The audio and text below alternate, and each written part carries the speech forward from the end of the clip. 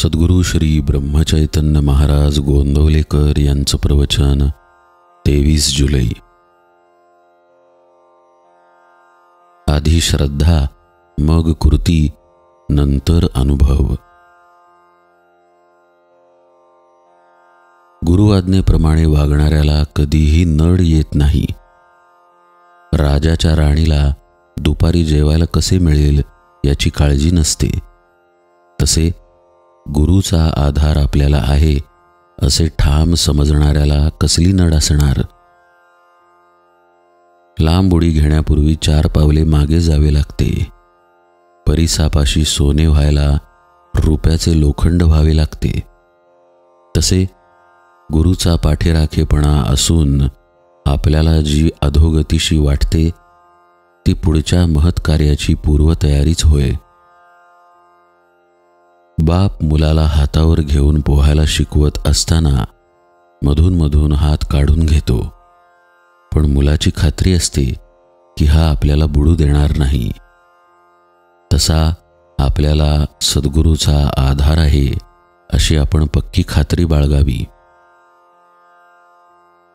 आपण आजारी पडलो तर आपणच पैसे देऊन डॉक्टरवर विश्वास, श्रद्धा ठेवतो। औषधाची काही माहिती नसताना ते आपण घेतो। व्यवहारात जर असे आहे तर मग श्रद्धा उत्पन्न झाल्याशिवाय आपण नाम घेणार नाही असे म्हणणे बरोबर नाही। डॉक्टरवर विश्वास ठेवतो याचे कारण असे की आपल्याला जगायची इच्छा आहे। तसे भगवंताच्या प्राप्तीची तळमळ असेल तर मनुष्य त्याचे नाम घेतल्याशिवाय राहणार नाही। आधी श्रद्धा, मग कृती आणि नंतर कृतीच्या फलाचा अनुभव असा व्यवहाराचा नियम आहे। परमार्थामध्ये आपण त्याच मार्गाने जावे। व्यवहारात तुम्ही एकमेकांवर जेवढी निष्ठा ठेवता तेवढी जरी भगवंतावर ठेवलीत तरी भगवंत तुम्हाला खात्रीने समाधान देईल। आगगाडीत ड्रायव्हरवर विश्वास ठेवून आपण स्वस्थ झोप घेतो, त्याचप्रमाणे भगवंतावर श्रद्धा ठेवून काळजी न करता आपण स्वस्थ राहावे। ड्रायव्हरपेक्षा भगवंत नक्कीच श्रेष्ठ आहे।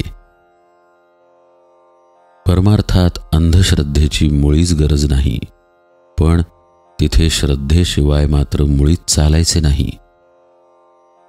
सांगणारा कसाही असला तरी ऐकणाऱ्याची जर खरी श्रद्धा असेल तर त्या श्रद्धेनेच त्याच्या अंगी पात्रता येईल।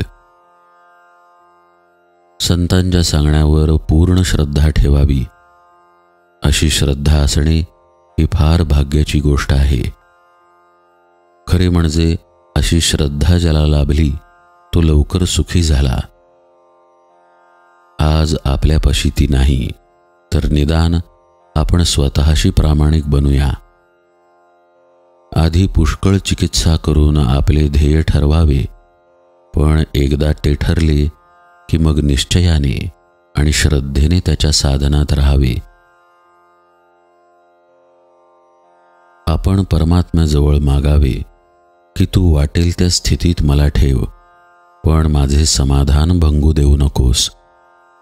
माझा मीपणा काढून टाक, तुझा विसर पडू देऊ नकोस। मला अमुक एक तुझ्याजवळ मागावे अशी इच्छा देऊ नकोस। नामामध्ये प्रेम दे आणि तुझ्या चरणी दृढ श्रद्धा सतत टिकू दे।